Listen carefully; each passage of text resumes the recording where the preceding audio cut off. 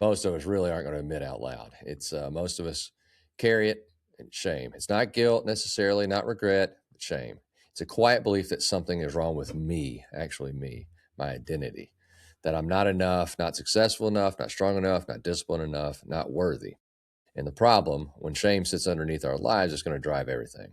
It drives overwork, it drives anger, it drives addiction, and it drives emotional shutdown. So today we're going to try and separate some of the things, separate shame from guilt.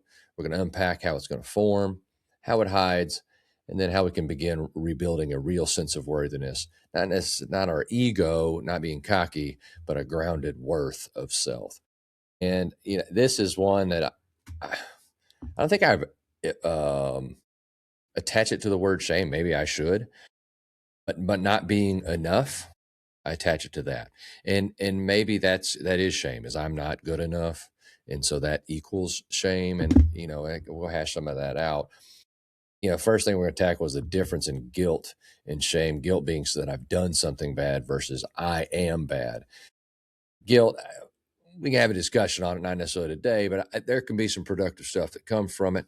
It can drive us to be a better fill in the blank here.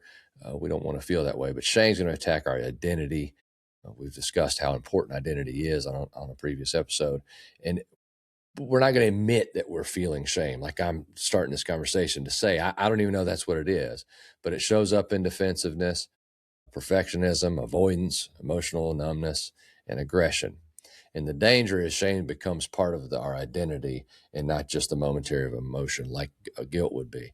And so I think that I definitely set value where I shouldn't.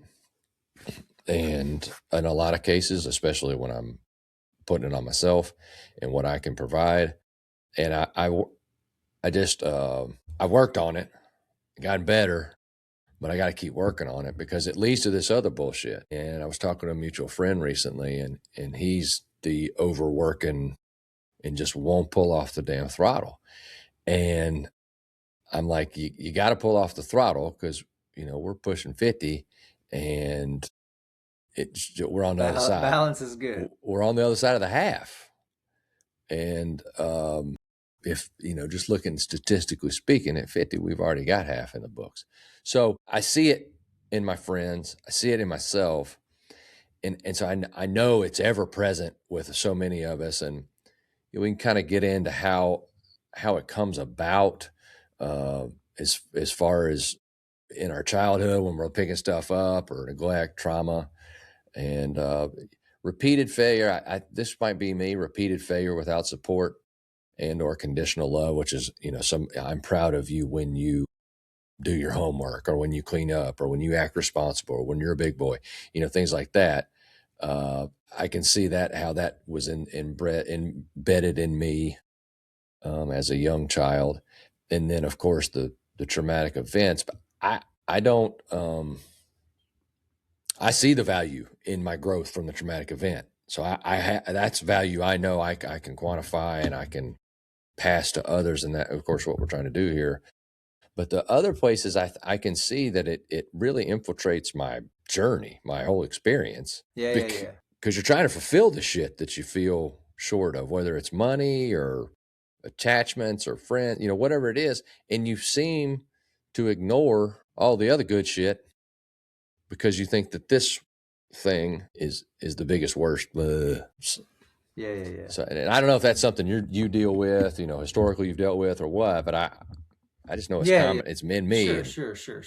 Absolutely. It's not something that I experience anymore, ever.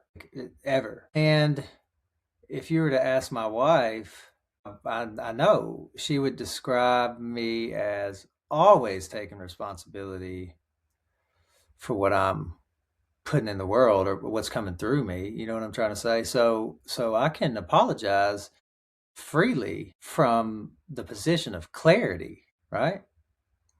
Not shame. If you really think about it, if someone is apologizing from the energy of shame, it's about them feeling better. It's about getting rid of that. So the way I guess just in this moment, what came to mind, right? The way to talk about it is maybe just what we're not told about ourselves. We're not told about the nervous system, energy, body mind complex. It's not information we get in this culture, right? So if you get into a word like shame, so now we're in the field of emotions, right? Well, what is an emotion?